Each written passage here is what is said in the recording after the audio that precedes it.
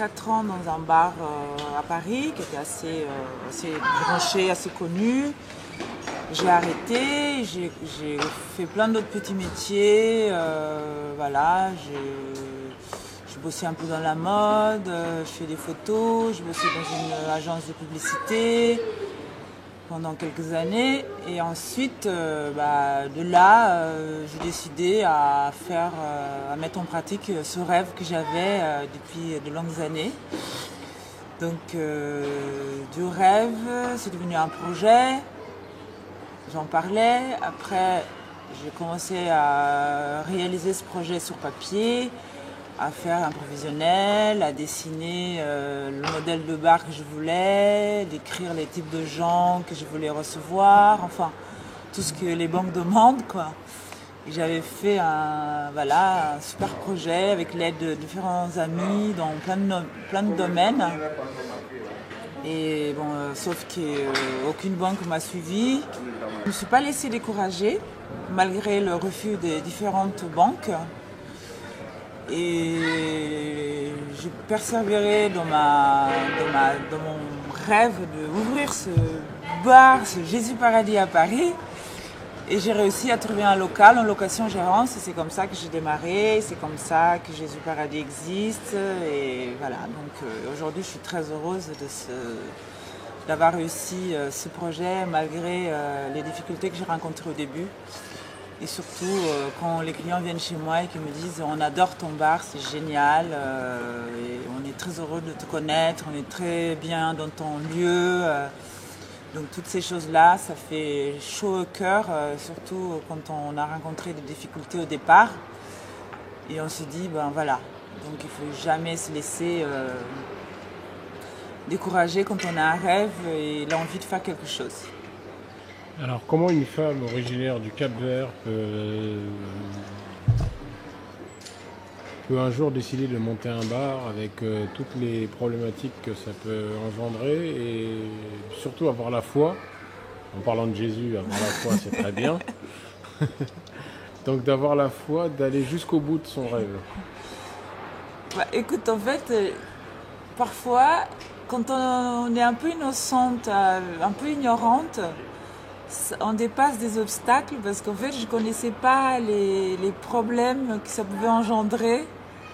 Je ne savais pas toutes les problématiques. J'ai appris plein de choses. Je continue à apprendre d'ailleurs parce que je ne savais même pas qu'est-ce que c'était d'avoir une société, d'être gérante, présidente d'une société. Je ne connaissais rien. Et quelque part, cette ignorance-là m'a aidée parce que parfois, quand on connaît d'avance les difficultés qu'on risque d'avoir, ça peut nous freiner à avancer. Donc là, comme je ne savais rien de tout ça, je suis allée, voilà, je vais le faire et on verra bien. Et j'ai appris, voilà, donc je disais, ça fait 6 ans bientôt et j'apprends plein de choses, j'ai appris plein de choses. Maintenant, je sais plus ou moins comment fonctionne une société, gérer un stock, plein de choses qu'on doit connaître dans ce milieu que j'étais complètement à la ramasse, comme on dit. Et c'est vrai que quand on est une femme, c'est un peu, les gens sont souvent surpris parce que déjà quand ils rentrent chez moi, souvent les gens demandent, il est pas là le patron? Il demande toujours le patron, mais jamais la patronne. Et surtout, il s'adresse à mes barman en pensant qu'il parle au patron. Et c'est drôle quand les garçons qui travaillent avec moi disent bah, « Non, c'est elle la patronne. » Je dis « Ah bon ?» Donc ils sont toujours surpris. Oui, mais j'aimerais dire un truc. Peut-être qu'ils pensent que c'est Jésus le patron. Et ils s'imaginent que c'est un homme.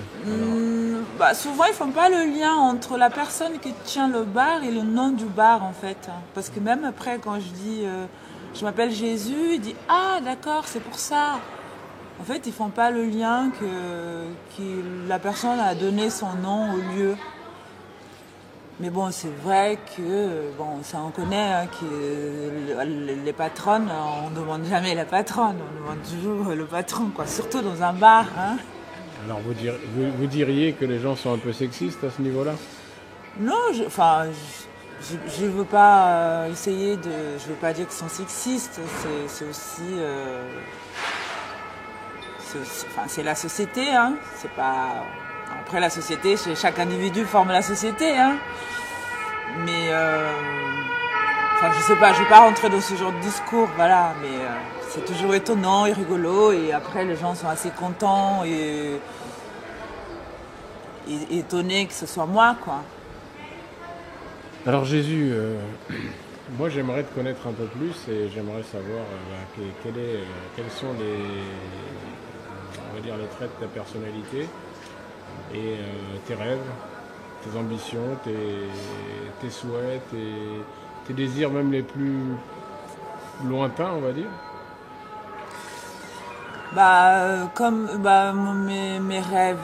Mes rêves, je les réalise chaque jour, hein. Chaque jour c'est un pas en avant, chaque jour je me dis demain ça peut être mieux qu'aujourd'hui. Je suis très contente et très heureuse d'avoir réalisé déjà ce projet-là. J'ai pas de rêve extraordinaire, j'ai juste envie d'être heureuse. Pour l'instant, chaque jour, je suis très contente quand je sers mes clients, quand ils viennent, qu'ils me disent on est très content chez toi. Après, pourquoi pas ouvrir un autre Jésus Paradis dans Paris ou ailleurs, je sais pas, je suis pas en train de... Non, je suis pas de choses... En tout cas, de faire de mon mieux chaque jour pour avancer dans la vie, comme voilà, mais j'ai pas des choses précises que j'aimerais dire ouais ça serait bien que dans 5 ans déjà j'aimerais bien finir de payer mon crédit, ça c'est un super voilà quoi. Mais bon après, mais moi bon qu'est-ce que je veux dire sur ma personnalité, c'est toujours difficile de parler de soi, hein. Quand j'entends les autres parler de moi, enfin, je sais pas, non, je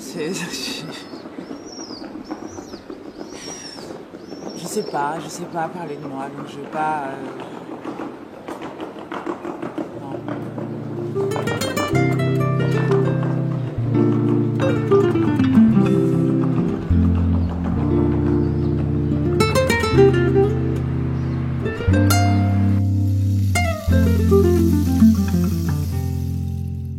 Est-ce que crê homem intelectual? Est-ce que homem que se pode domina?